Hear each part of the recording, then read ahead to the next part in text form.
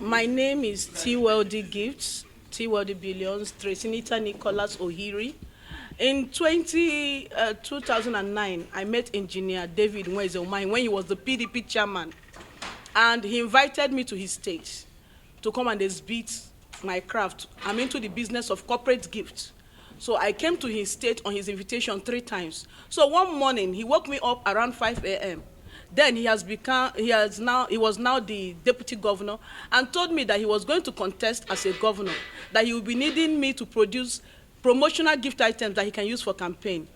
So I told him, okay, sir, since we've had different presentations with you and you picked some items, I'll look through what you picked earlier and see, and also advise better what can be used since they are for campaigns. So I asked him, what about the mobilization? Because we had initially given him quotation. He told me to please go ahead, that he doesn't have money, that he is going to Abuja, that he has been going to Abuja to and fro to meet with Goodluck Jonathan to help him raise funds for his election because he's having problems with his principal. That is the governor as at that time, one Amechi. That was what he told me. So I didn't still go ahead. But he kept on calling me and pestering me because all the while we went to his state, this man never gave me money for fuel. He never gave us accommodation. I used to pay in his hotel. Also, I used to pay money in his hotel for myself and my staff. The only time he asked us to stay in his house, the man did not allow me to sleep. He tied towel on his waist and came into my room and was pestering me. I had to tell him, okay, wait, let me give my staff a Bible. I ran away from the place where he was and entered my staff room and they locked it. That was where I slept because of David Umahi's disturbance. So his staff, his boy, Silas Emeka, is aware of everything I'm saying. Okay, so we produced these gift items. I had to carry my children's school fees, gather money, borrowed money from even individuals, and produce these gift items. After I finished producing it, I called him. He said I should bring them to Ebonyi State. I hired a truck. With my staff, we went to Ebonyi State, lodged in a different hotel, because each time we lodge in his hotel, which is obviously expensive, Osman Hotel, we pay our money. He is inviting us, but we are paying our money. So we had to lodge in a different hotel. So he told me that even as at that time he was in Abuja to source for fund for his election, he sent his boy to come and lead us from the hotel where we lodged to his house. The boy took us to his house and we offloaded his goods in the presence of his wife, his children, and his workers. They took time because the goods were not small. They took time to offload it in his house, and he told me thank you. He never gave us money for fuel. Even that day, we didn't have money for fuel. The driver had to provide money to fuel that truck, and we came back. It was not an easy journey, but we made it back to Lagos. So I gave him time because I know that once they do election, they don't always have money immediately. So I gave him time. After 1 year and 8 months, I started asking him for my payment. While I'm asking for my payment, David is asking me out. While I'm asking for my payment, David is asking me to date him. I told him, sir, one day I got so frustrated. I said, sir, can you concentrate and pay me my money? Stop telling me about dating you. I've told you I cannot date you. He became angry and hung up on me. The next thing, he sent me a message which is on my phone right now by David Umahi's number. Everybody that knows David knows this same number. He sent me a phone, an SMS that I insulted him. I will teach you a lesson for insulting me. I can show it to the whole Nigerians. I can show that text message to the whole Nigerians. He said, I will deal with you for insulting me.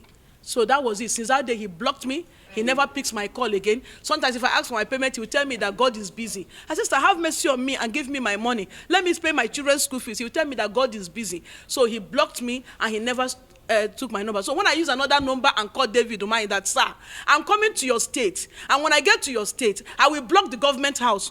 No vehicle will go in or out until you pay me. Do you know what David told me? David told me that if I get to Ebonyi, he said that I will not come out alive. I said, why won't I come out alive? Are you not owing me? He said, what happened to those Nila engineers will also happen to me. That was the last time I spoke with David Umahi. So when my dad became sick, I needed to fly him to the US for proper treatment. I said, I have money. Why will I have money and be suffering like this? I started reaching out to David through other phones because he has blocked my number. He said, let your father die if he needs to die. That was what David told me. So when my dad died, I was so angry. I came on social media. Remember, all these years since 2015, I have not brought it to social media. When the day my dad died and he was put in the mortuary, the next day I came on social media and started asking Nigerians to please come to my help, calling on Mr. President to plead with David Umahi to pay me my money. I am asking for my payment. My money is my right. I took risk with my staff to take this job to Ebonyi State. Shockingly, David Umahi sent policemen to my house. I just dropped my children off at school. Getting back, I've not even had my bed. They arrested me and brought me straight to Abuja here. And do you know the shocking thing? The most shocking thing I've ever witnessed in my life is David Umahi right in my face when he was brought for an interactive section with me by his boy in the police station, he's in the police force that he's using. Fakorode, David looked me in the eyes and said he has never met me. He said it yesterday. I have never met this woman before. I'm only meeting her for the first time. I almost died. David Umahi said he has never met me. I brought my pictures with David Umahi. I brought evidence showing me and David Umahi in his office as a deputy governor. Fakorede said, how are we sure this is real? God, I weep for Nigeria.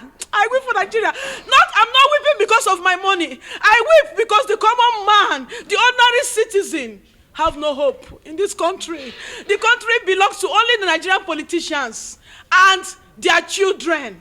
The resources of this country belong to only Nigerian politicians and their children. If they are not using you, my dear, you are of no value to them. If they are not making use of you for the wrong reasons, you are of no value to them. His son has just picked up a form to become the local government chairman of his place, his local government. This same boy was a small boy the time I produced these items and offloaded it. Do you know that David Umahi denied that he has no daughter called Paradise? Meanwhile, on the day I offloaded these goods, I was playing with his daughter in his compound, and he said, what is your name? He said, Paradise. I said, another one is Heavenly. We were playing. So, do you know that right now his son is coming to also continue ruling Nigeria with the iron hand his father has been using to rule us? So you can see, what hope does this country have for the common man?